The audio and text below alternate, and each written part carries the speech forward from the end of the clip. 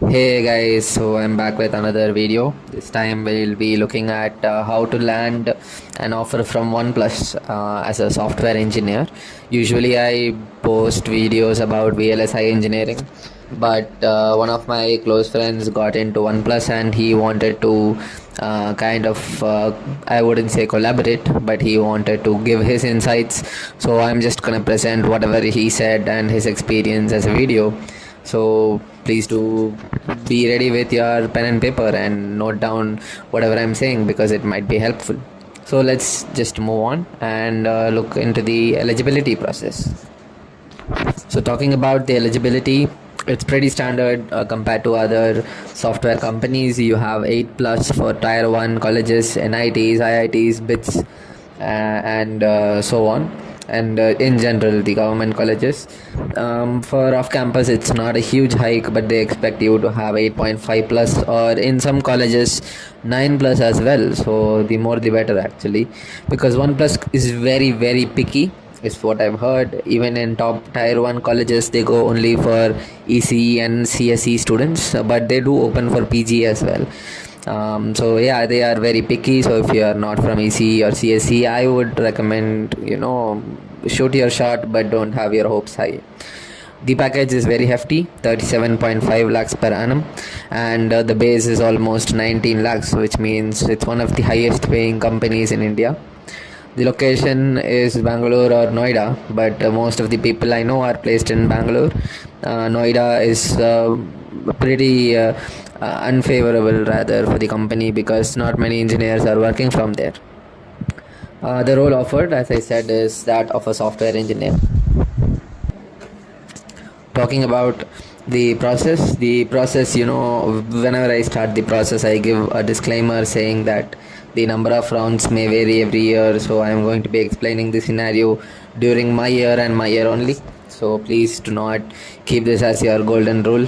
Please go and explore more pages on the internet, go and search in Glassdoor and so on. So talking about the process for OnePlus, what my friend had was 3 hours of 2 coding questions, and it was an online test. So yeah, they still do held online tests. They haven't fully shifted to the offline model or OnePlus. This year some of my juniors are giving their online test too.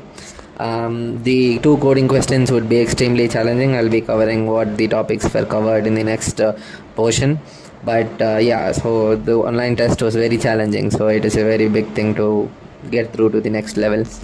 The interview stage has 2 stages. One is the technical, and the second one is the HR. So in the technical, there are 2 interviews, 1 hour interviews each. There will be 2 interviews in a grand total of 2 hours plus half an hour of HR round.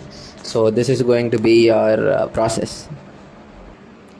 Coming to the topics covered in the online test, the main topics that are covered are object-oriented programming, operating systems, C, C++, Java, Python. So these languages are not required to be well versed. Rather, the multiple choice questions that cover include debugging and getting the output from the given snippet of code. So you just need to be well versed in one of the programming languages.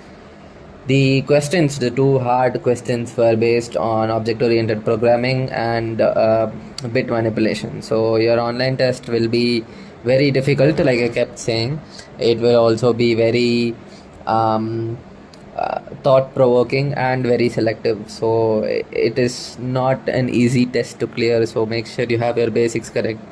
There is also an aptitude round, and there is an English and proficiency test. There is also a personality test, which I would say is just a formality.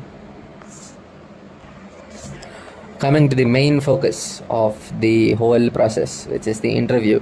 So the thing is, by now, if you have come this far, if you have come to the interview round of OnePlus, it means that you are really good at coding and you're gonna get a job soon, irrespective of whatever happens.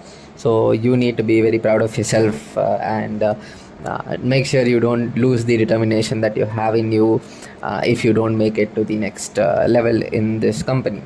So I usually don't say this for companies. If you have seen some of my other software engineering videos, you might have noticed that I don't usually say this. But yeah, it is true with OnePlus. It's very selective. So just make sure that you know your place and kind of know that you are good enough if you've come to the interview section. So the common questions that were asked in the first technical round were about inheritance, abstract classes. The thing is, they dig deep into one topic if you say that you know the topic. So in this case, my friend said that he knows inheritance very well.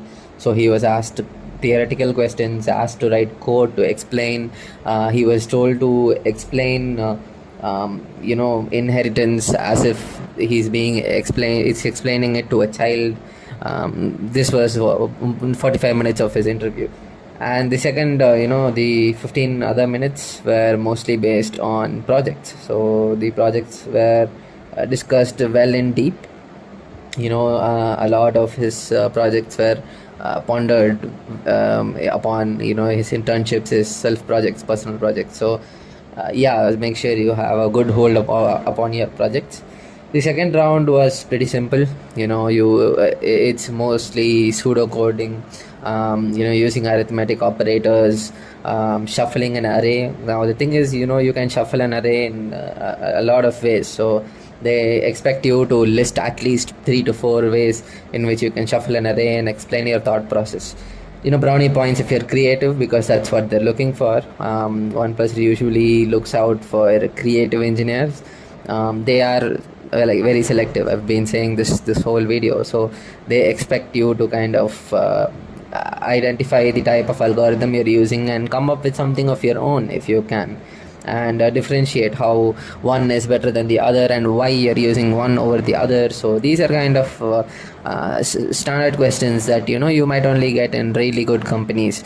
So be prepared for that. If you've come this far, you are expected to know all these in depth. So that's pretty much it. I hope that you do clear your OnePlus process and get into OnePlus.